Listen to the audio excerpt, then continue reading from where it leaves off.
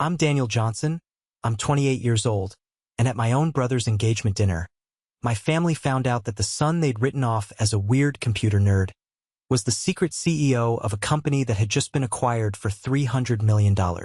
Before I tell you about the dead silence that fell over that fancy rooftop restaurant, about the look on my father's face when his world turned upside down, let me know where you're watching from in the comments below. It's always humbling to see how far a story can travel. The whole thing happened at the Signature Room on the 95th floor of the John Hancock building in Chicago. If you've ever been there, you know the view is breathtaking. The entire city sprawls out beneath you, a carpet of glittering lights that seems to stretch into infinity. It's the kind of place you take someone you want to impress, a place that screams, "We've made it." That night, my family had certainly made it. I was just along for the ride. I felt like a foreign object, a piece of furniture that didn't match the decor. My brother, Michael, the golden child, was glowing at the head of the table. He was a newly minted resident at Northwestern Memorial, and he wore his success as easily as he wore his tailored suit. His arm was draped possessively around his fiancée, Sarah Parker, a woman who radiated a quiet and formidable intelligence. My parents, Dr. Robert Johnson and Victoria Johnson, Esquire, were seated on either side of them, holding court like the proud monarchs of a dynasty fulfilled. They were in their element. I, on the other hand, was relegated to the far end of the table, the distant colonial outpost of the family empire. My dinner companion was my great-aunt Margaret, a woman who communicated in a series of sighs and pronouncements about her failing health and prize-winning hydrangeas. "So, Daniel," she began, her voice a loud whisper that carried halfway down the table. She squinted at me over the top of her bifocals, a common practice that made me feel like a specimen under a microscope. "Your mother tells me you're still tinkering with those computers. Is it a full-time job now, or more of a hobby?" I gripped my water glass, forcing a smile that felt tight and unnatural. "Something like that, Aunt Margaret. I run a small tech company." "Oh, that's nice," she chirped, the same vacant enthusiasm she'd use if I told her I'd taken up macrame. "IT support, is it? My neighbor's boy, Kevin, does that. He says it's quite steady.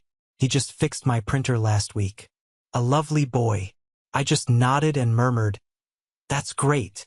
It was always easier to agree with their version of me than to try and explain the reality.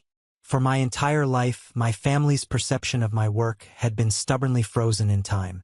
In their minds, I was perpetually 15 years old, locked in my bedroom, surrounded by tangled wires and the glow of a monitor, playing computer games. They had no framework to comprehend what I had actually built. More importantly, they had no interest in creating one. That's when I noticed Sarah, my brother's brilliant fiancée, was staring at me. She hadn't been part of Aunt Margaret's interrogation, but her eyes were locked on my face with an unnerving intensity. As a corporate lawyer at a prestigious downtown firm, she was usually the epitome of composure. But right now, she looked like she'd just seen a ghost. Her face was pale beneath her elegant makeup, her mouth slightly agape. She was looking at me, but I had the distinct feeling she was seeing someone else entirely. My father, oblivious, raised his champagne flute. His voice, conditioned by years of delivering keynote speeches at medical conferences, boomed across the table. And to Michael, for not only following in my footsteps in the medical field, but for having the impeccable judgment to bring a wonderful woman like Sarah into our family. Polite applause rippled through our section. He beamed. Then his eyes found me at the end of the table. A familiar, condescending smirk played on his lips. "And to Daniel," he added as an afterthought, "who is still tinkering with those computers. But hey, every family needs an IT guy to fix the Wi-Fi, right?" A wave of sycophantic laughter followed. It felt like 1,000 tiny needles prickling my skin, a familiar pain I had grown numb to. But the laughter died abruptly. It was extinguished by the soft clink of a fork being placed on a china plate. The sound was so small, yet in the sudden silence, it was as loud as a gunshot. It was Sarah. She had lowered her fork, and the look on her face was no longer just shock. It was dawning realization. She looked from my father to my brother, And then her eyes, wide with a mixture of disbelief and something else I couldn't quite read, landed back on me. "Wait a minute," she said. Her voice wasn't loud, but it sliced through the air with the precision of a scalpel. "You're Daniel Johnson?" My father chuckled, waving his hand dismissively. "Of course he is. That's my son. He just told you." Sarah shook her head slowly, her professional composure completely shattered. "No," she said, her voice dropping to a whisper that seemed to suck all the air from the room. "You're the Daniel Johnson, from Tech Vision AI." My father's smile faltered, confusion clouding his features. "Tech what? Sarah, what are you talking about? It's some kind of inside joke." I didn't answer. I just held Sarah's gaze. The secret I had guarded for years, not out of malice but out of self-preservation, was about to be detonated. The bomb was armed. She took a deep, steadying breath, the lawyer in her reasserting control, preparing to present an undeniable, case-altering piece of evidence. She looked directly at my father, her eyes clear and unwavering. "Dr. Johnson," she said, her voice now ringing with clarity and an edge of disbelief at her own words. "The tinkering with computers you just joked about? That's the company my firm, Urban Dynamics, just finalized the acquisition of 2 days ago." She paused, letting the weight of her words settle before delivering the final blow. "We bought Tech Vision AI for $300 million. Dead. Utter silence. The world seemed to stop. The chatter from other tables, the clinking of glasses, the soft music from the lounge. It all faded into a dull, distant roar. There was only the stunned silence at our table, a vacuum of disbelief. My father's face, a face I had only ever seen project authority and unshakable confidence, was completely blank. My mother's hand flew to her mouth, a gesture of pure, unadulterated shock. Michael just stared, his jaw slack, his head swiveling back and forth between me and his fiancé, as if he was watching a tennis match he couldn't comprehend. The footnote had just become the headline. The ghost had just materialized in the center of the room. And the story of how we got there was about to be dragged, kicking and screaming, into the light. To understand the depth of that silence, the sheer, earth-shattering gravity of it, you have to travel back with me. You have to understand what it feels like to be an anomaly in a family that prides itself on uniformity. You have to see the 1,000 tiny cuts that led to that one massive wound. My family is a Chicago dynasty built on 2 pillars, medicine and law. My father, Dr. Robert Johnson, is a neurosurgeon whose reputation is as sterling as the steel instruments he wields. He moves through the world with the unshakable certainty of a man who literally holds life and death in his hands. My mother, Victoria Johnson, is a partner at a law firm that occupies 3 floors of a skyscraper overlooking Lake Michigan. Her mind is a fortress of logic and precedent. Success, to them, was a clearly defined, non-negotiable path. It was an Ivy League education, a professional degree, a corner office, a country club membership. And then there was my brother, Michael. He wasn't just on the path, he was the path. He was charming, athletic, and effortlessly brilliant in the ways that mattered to them. From the moment he could talk, he was destined to be Dr. Michael Johnson. He never disappointed them. He was their perfect reflection, their legacy assured. And then there was me. I wasn't a reflection. I was a distortion. I didn't want to dissect a frog. I wanted to deconstruct a motherboard. I didn't care for debate club. I cared for the elegant syntax of C++. While Michael was celebrated for scoring a goal in soccer, I was in my room, teaching myself machine learning from online forums and open-source textbooks. My world was a universe of logic gates, neural networks, and the infinite possibility of a blank command line. To me, it was the most beautiful, powerful thing in the world. To them, it was a strange and slightly embarrassing deviancy. The incidents blur together into a long montage of dismissal. There was the time I was 13 when my dad's brand new top-of-the-line laptop, the one with all his research for a major conference, was completely bricked by a virus. He was apoplectic, a storm of fury in his mahogany-paneled study. My mom was on the phone, her voice strained, trying to find a 24-hour tech support service that would make a house call. I stood in the doorway. "I can fix it," I said quietly. My father turned on me, his face red with stress. "Daniel, for God's sake, get out of here. This is a $2,000 piece of equipment, not one of your little toys. It's a polymorphic virus that's attached itself to the master boot record," I said, reciting what I diagnosed from a single glance at the error code. "The antivirus can't see it. You have to manually remove the partition and rebuild the boot sector from a command prompt." He stared at me, his anger momentarily replaced by bewilderment. "What in God's name are you talking about?" "Just let me try," I insisted. "What have you got to lose?" He sighed, defeated, and waved me toward the desk. For the next 20 minutes, a tense silence filled the room, punctuated only by the click-clack of the keys as my fingers flew across the keyboard. He and my mom stood behind me, watching as if I were performing some arcane ritual. And then it happened. The screen flickered, the corrupted error messages vanished, and the familiar Windows startup chime filled the room. His desktop appeared, his presentation icon sitting right where he'd left it. I leaned back in the chair, a wave of pride washing over me. I had slayed the dragon. I looked up, expecting, I don't know what, a thank you? A moment of awe? My father just cleared his throat, his composure restored. He nudged me out of the chair. "Well, good. Now off to bed. You've spent enough time on that screen for one day." He never mentioned it again. But 2 weeks later, at a dinner party, he spent 10 minutes telling his colleagues a story about how Michael had cleverly talked his way out of a detention. My small miracle was an inconvenience that had been resolved. Michael's minor act of rebellion was a sign of future brilliance as a lawyer. That was the family calculus. His wins were celebrated.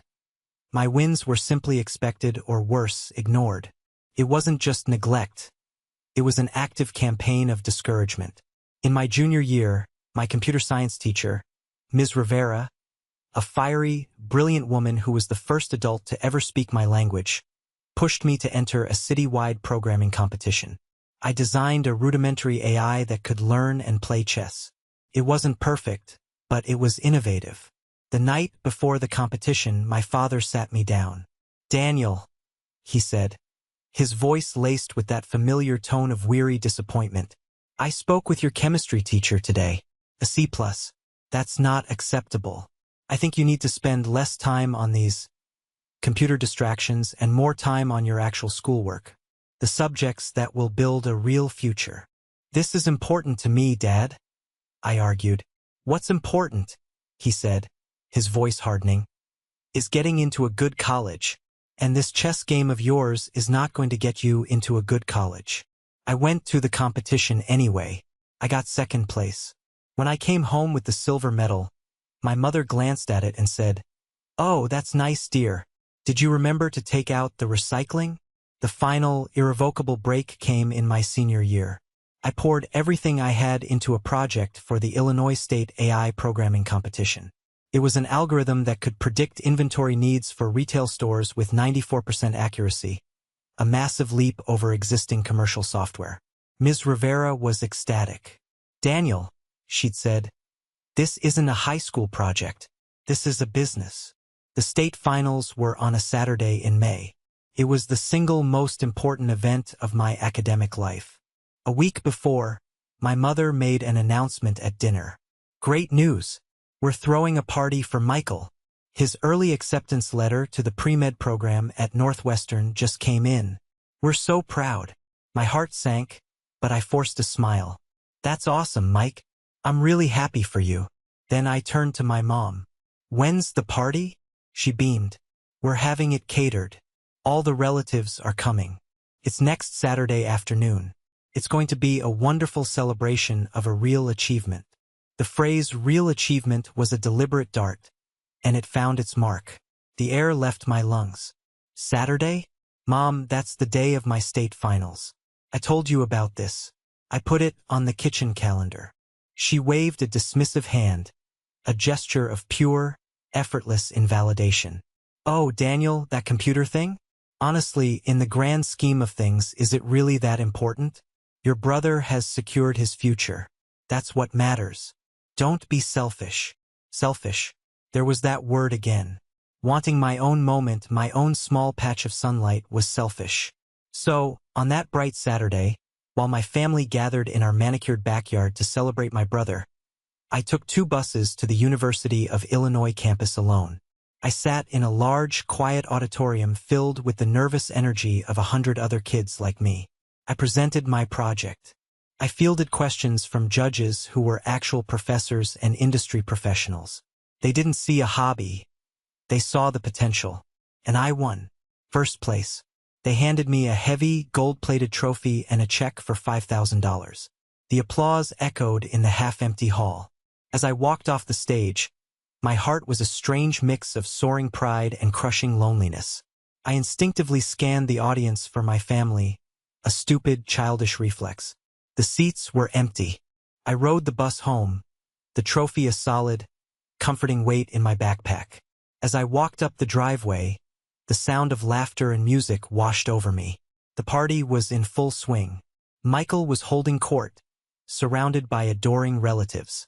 My parents were circulating, their faces flushed with pride.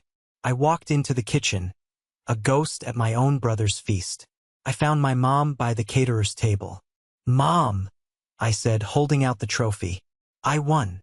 She glanced at it, her mind clearly elsewhere. "Oh, that's wonderful, dear. A real trophy. Now, could you be a sweetheart and grab another bag of ice from the garage freezer? We're running low." I just stood there, speechless. I looked over at my father. He was in a deep conversation with my Uncle Jim, a man who worshipped my father and shared his views on everything. My father caught my eye for a second, gave a cursory nod toward the trophy, and then turned back to his conversation. Later that night, long after the last guest had departed and the house was quiet, I went looking for my trophy. I'd left it on the kitchen counter, a monument to my hollow victory. It wasn't there. I searched the dining room, the living room. Nothing. A cold dread began to creep into my stomach. I walked into my father's home office, and there it was, sitting on his massive, leather-topped mahogany desk. Its proud, golden form was being used as a paperweight. It was holding down a stack of medical journals, their titles proclaiming the importance of his world. My victory, my pride, the physical manifestation of my talent, was literally and figuratively buried under the weight of his success. I didn't confront him. I didn't yell. What was the point? The message was unambiguous. I quietly rescued my trophy, took it back to my room, and placed it in the back of my closet, behind a stack of old sweaters. But the ultimate betrayal, the act that was not born of ignorance but of calculated malice, was yet to come. I had applied to my dream schools, MIT, Stanford, Northwestern's engineering program. I had poured my heart into the applications. But as the spring wore on, only silence and thin rejection letters from my safety schools arrived. The disappointment was a physical ache. I started to believe it. I started to believe they were right all along. I was a failure. I resigned myself to my fate. A few years at the local community college, then maybe a job in IT support just like they always predicted. The truth came out on a quiet Sunday afternoon. I was helping my dad back up his old office computer, a task I'd done a dozen times. While running a diagnostic, I stumbled upon a password-protected folder deep in his user directory. It was labeled admin. My dad was clumsy with technology. He often used the same password for everything. Michael 1. I tried it. The folder opened. Inside was a subfolder labeled simply Daniel. My heart began to pound. I opened it. 3 PDF files. I clicked on the first. The MIT logo materialized on the screen. My eyes scanned the text, my brain struggling to process the words. "It is my great pleasure to offer you a place. Dean's Merit Scholarship." My hands were shaking. I opened the next file. Stanford. Accepted. The third. Northwestern Engineering. A full ride. They were all dated 2 months prior. They hadn't rejected me. They had wanted me. A frantic, desperate need for the whole truth seized me. I logged into his email account. Again, Michael 1. I went to the search bar and typed admissions at mit.edu. And there it was. the real acceptance email, and right next to it an email filter. A simple, elegant, cruel rule. Any email from the admissions offices of those 3 universities was to be immediately marked as read and moved to a hidden archive folder. But they hadn't stopped there. In his drafts folder, I found their masterpieces. 3 perfectly crafted, formal-sounding rejection letters, one for each school. They had copied the official letterhead, mimicked the language, and in his sent folder, I saw that he had forwarded these forgeries to my email address. They hadn't just allowed me to believe I was a failure. They had meticulously constructed the illusion. They had built a prison of rejection around me and handed me the key, telling me it was the key to my own cell. I walked out of the study, the world tilting on its axis. I found them in the living room, reading the Sunday paper. I couldn't speak. I just held out my phone, displaying the screenshot of the real MIT acceptance letter. My mother looked at it, and her face held not a flicker of surprise. She just sighed, a long, weary sound of inconvenience. Daniel, we did what was best for you. We were protecting you from a world you aren't equipped to handle. Protecting me? My voice was a choked whisper. You destroyed my future because it didn't look like yours. You let me live for months believing I was worthless. My father lowered his paper, his face a mask of cold authority. We gave you every opportunity. We have invested everything in Michael's college fund. His future. A real, tangible future. We will not throw away good money on a computer science degree that will lead to a dead-end job. If you want to pursue this fantasy against our judgment, you can do it on your own dime. The words echoed in the silent room. It was an ultimatum, an act of divorce. He was severing me from the family, from my own history. In that moment, the part of me that had spent 18 years craving their approval, that had twisted itself into knots trying to win a single scrap of their pride, simply died. It was a quiet, painless death. And in the void it left behind, something new took root. Something hard, and cold, and clear. I turned and walked back to my room without another word. I didn't cry. I didn't rage. I just felt a profound, liberating clarity. He was right. I would do it on my own dime, and I would spend the rest of my life proving them wrong. The next 2 years were the hardest and most rewarding of my life. The line between day and night blurred into one long, continuous grind. We officially founded TechVision AI. Our world headquarters was Ethan's cramped, second-floor apartment. The living room was our office, the kitchen our break room, and the single bedroom was where we'd crash for a few hours when we couldn't keep our eyes open any longer. We recruited our first employees from our classes. Tyler Washington, a quiet genius who could build and manage server architecture in his sleep. Marcus Chun, a UX/UI designer who was obsessed with making technology feel human and intuitive. And Ethan's younger sister, Lisa Rodriguez, a natural-born salesperson with a radiant smile and a will of iron. She quit her job as a department store manager to become our one-woman sales, marketing, and business development team. She believed in us even when we barely believed in ourselves. Our budget was non-existent. We lived off a diet of bulk ramen, peanut butter, and the sheer, intoxicating thrill of creation. Every dollar we scraped together from our odd jobs went into server costs or buying second-hand equipment. We were a tiny, scrappy crew, a band of misfits united by a single crazy idea. The rejections were brutal. We created a slick pitch deck and started making the rounds to angel investors and venture capitalists in Chicago. It was a series of lessons in humiliation. We'd walk into gleaming boardrooms, looking like sleep-deprived students, and pitch our hearts out to men in expensive suits who would stare at us with bored, calculating eyes. "It's a clever idea, boys," one particularly smug investor told us, tapping his gold pen on his desk. "But you're guppies swimming in a shark tank. Synthocorp, Omnitech, they own this space. They have teams of hundreds of engineers, massive patents. What do you have?" "A better, more elegant solution," I said, my jaw tight. He smirked. "Ideas are cheap. Execution is everything. Come back when you have a paying customer." We walked out of that office, the silence between us heavy with defeat. We were burning through the little money we had. The pressure was immense. One night, after another particularly harsh rejection, the mood in the apartment was grim. "Maybe they're right," Tyler said quietly, staring at a screen full of code. "Maybe we're just fooling ourselves." "No," I said, my voice sharper than I intended. Everyone looked at me. "They're wrong. They think this is a technology problem. It's not.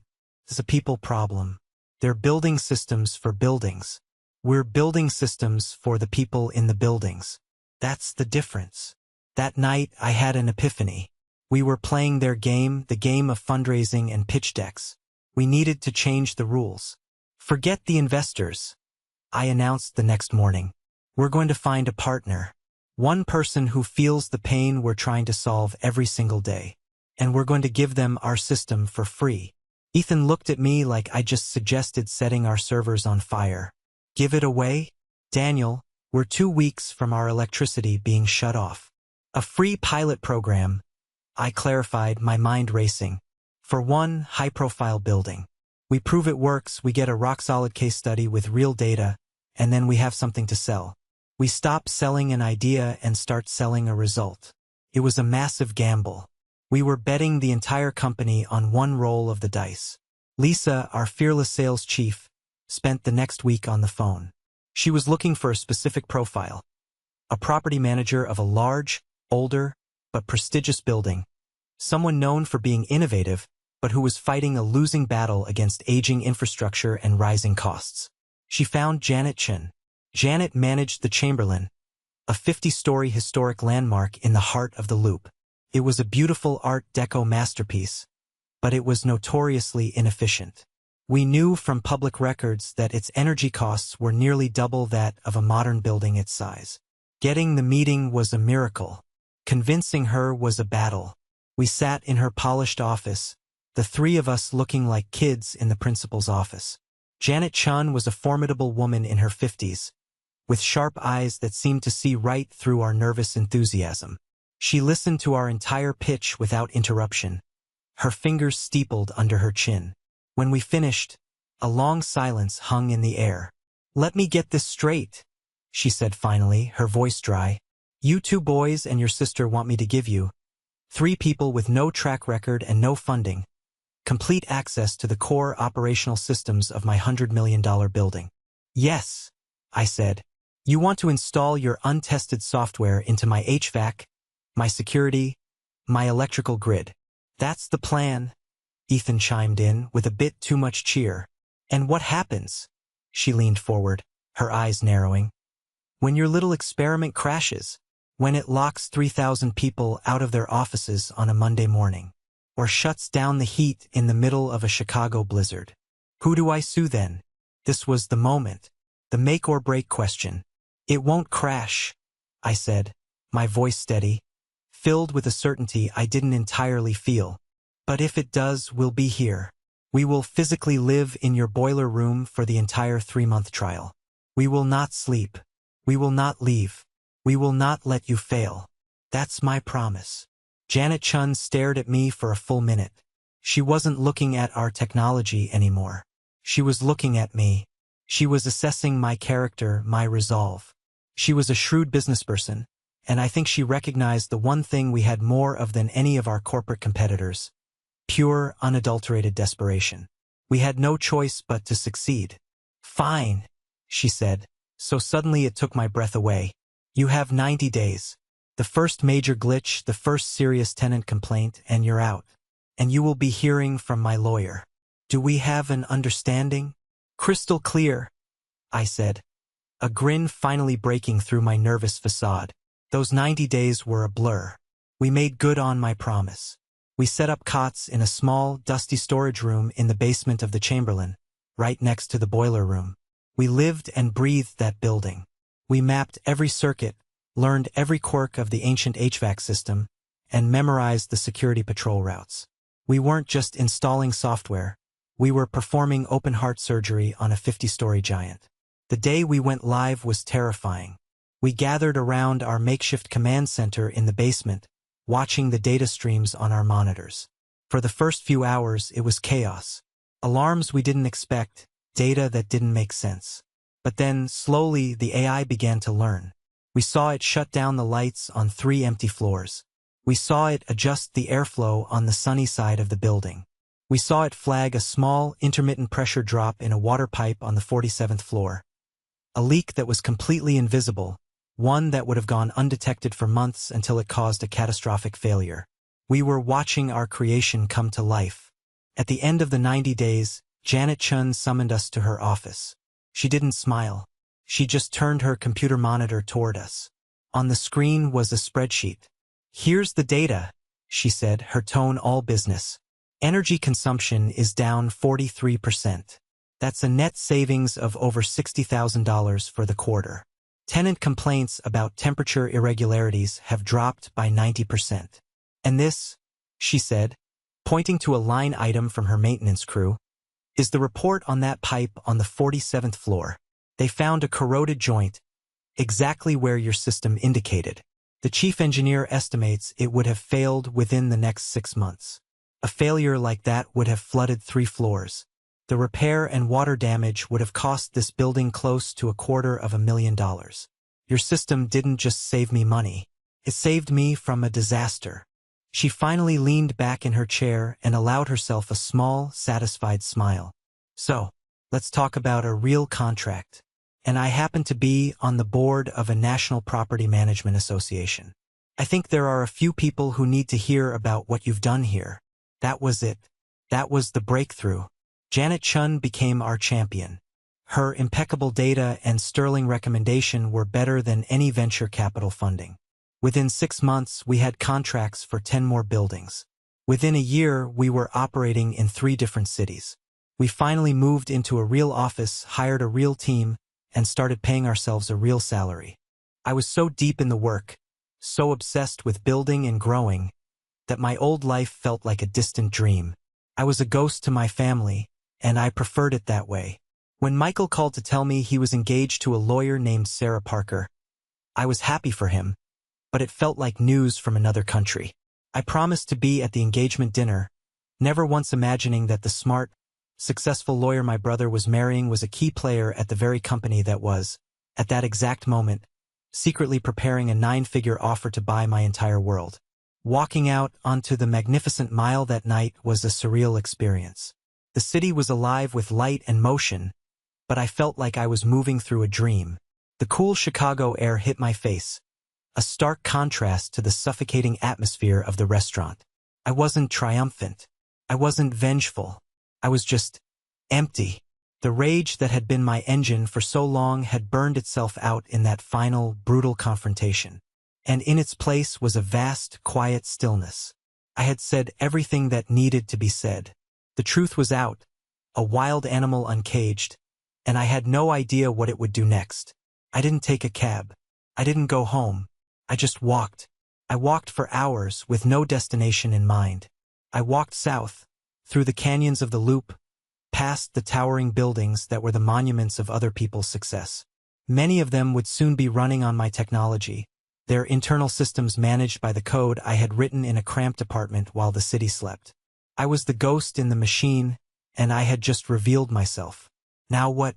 My phone buzzed in my pocket, a persistent, annoying vibration against my leg. I pulled it out.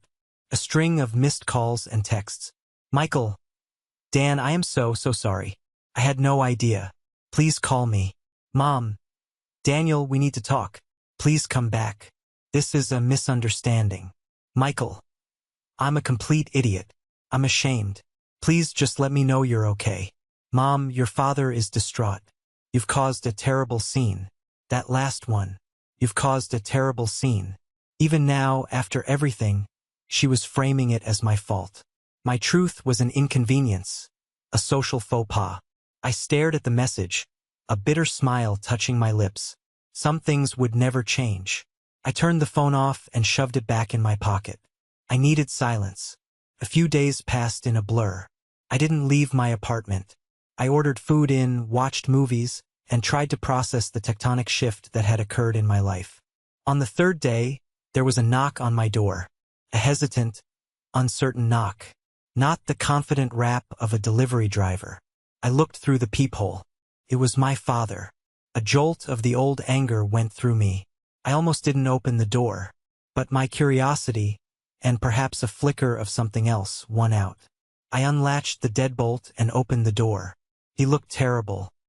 He was dressed in a simple sweater and slacks, not his usual impeccably tailored suit. He looked smaller, older. The unshakable authority he always projected was gone, replaced by a weary, hollowed-out look. His eyes were bloodshot. "Can I come in?" he asked. His voice was quiet, stripped of its usual booming confidence. I hesitated for a beat, then stepped aside. He walked into my small, neat apartment, his eyes slowly taking everything in. He looked at the bookshelf crammed with programming manuals and science fiction paperbacks. He looked at the massive whiteboard that covered one wall, still covered in the faded diagrams of our last project. He looked at the simple, functional furniture. This was the first time he had ever set foot in my world. "This is nice," he said, the words sounding hollow and awkward in the quiet room. We stood in silence for a long moment, the air thick with unspoken history. Finally, he turned to me, his gaze filled with a profound and painful confusion. "I don't understand your world, Daniel," he said, his voice barely a whisper. He sank onto my small couch as if his legs could no longer support him. "I've been trying, for 3 days, to wrap my head around it. $300 million. It's just a number. It doesn't compute. In my world, success it's tangible. It's a degree on the wall. It's a published paper in the New England Journal of Medicine. It's a life you save on an operating table. What you do." He gestured vaguely at the whiteboard. "It's just lights and symbols on a screen to me." "It's more than that, Dad," I said quietly. "I know that now," he said, shaking his head, a gesture of deep weariness. "That man, David Chun, a man I've admired from afar for years. He looks at you like you hung the moon. And I looked at you and saw a boy playing games, wasting his potential." He looked down at his hands, the surgeon's hands that were his pride and his identity. "Your mother and we were wrong. What we did with those letters. There's no excuse. It was unforgivable. It was born out of fear. My fear." I waited, saying nothing, letting him find the words. "I had a friend in medical school," he began, his voice distant, traveling back in time. "His name was David. He was brilliant, a natural, top of our class. But he didn't want to be a doctor. He wanted to be a musician, a songwriter. His family, a long line of doctors, they disowned him. They cut him off completely. I saw him 10 years later.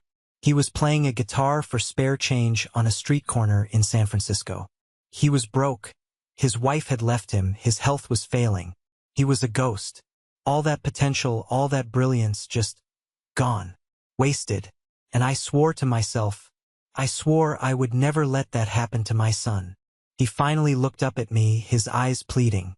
"I thought I was protecting you from that. I thought your computer thing was the same as his guitar. A path to failure and disappointment. I was so terrified of you failing that I never gave you a chance to succeed. I tried to force you onto a path I understood, a path I knew was safe." It was the most vulnerable, honest thing he had ever said to me. It didn't erase the years of neglect. It didn't excuse the deliberate, cruel sabotage. It didn't undo the pain. But it was a reason. A flawed, selfish, terribly human reason. For the first time, I saw him not as the monolithic, tyrannical Dr. Johnson, but as a man, blinded and crippled by his own fears. "I appreciate you telling me that," I said, and to my own surprise, I meant it. "I'm not asking for your forgiveness," he said quickly, holding up a hand. "I know I don't deserve it. I wouldn't forgive me. I'm asking for a chance to understand. I want you to explain it to me, your work, all of it, from the beginning. I want to learn." It was a truce flag, waved from across a battlefield of his own making. A part of me, the wounded 18-year-old boy who still lived inside me, wanted to sneer, wanted to say, "It's too late. You had your chance." But looking at the broken man on my couch, I realized that holding onto that anger would only keep me tethered to the past he had created. Vengeance was a prison, and I had just been set free. I wasn't going to walk back into another cell. "Okay, Dad," I said, pulling up a chair and sitting down opposite him. "Okay." It all started with an idea about buildings. That conversation didn't fix everything. It didn't magically heal a lifetime of wounds. But it was a start. It was the first tentative stone being laid on a long, uncertain road to something new. The power dynamic between us had shifted forever. I no longer needed anything from him. But for the first time in his life, he was asking for something from me. A chance to see his son for who he really was. A year after the acquisition, I stood on the balcony of my apartment. It was the same breathtaking view I'd seen from the restaurant, but it felt entirely different now.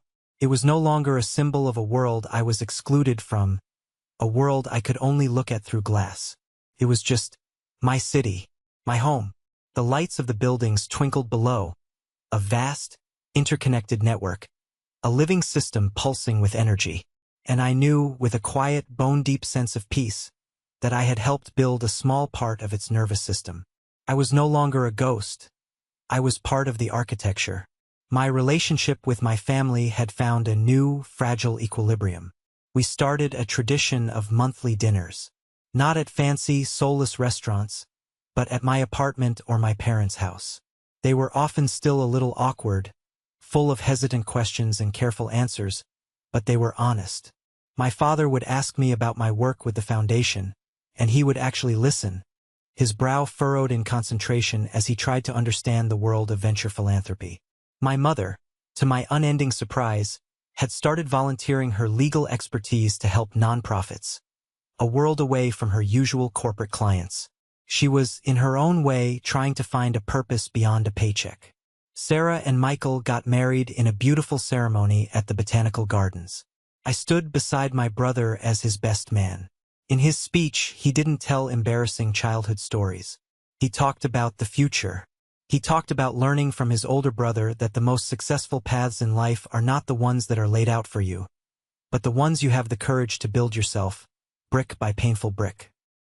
He looked at me as he said it, his eyes filled with a respect that was more valuable than any inheritance.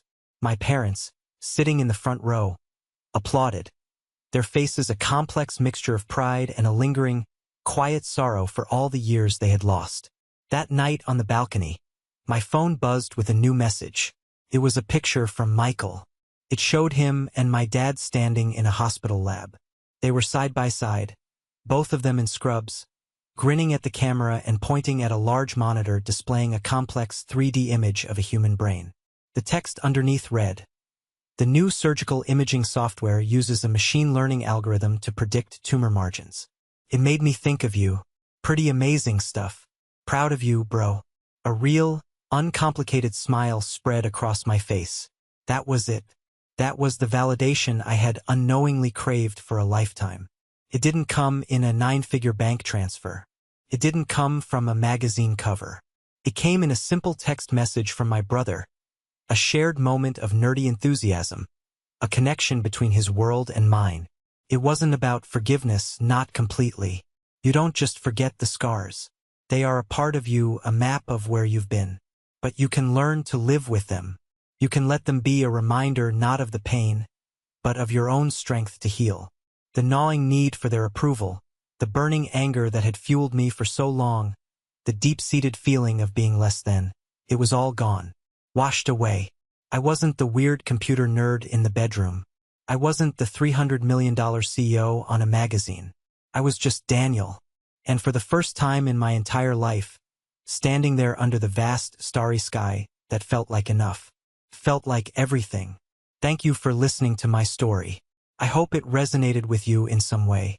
It's a strange and often painful journey, figuring out who you are when the people closest to you have a completely different picture in their heads.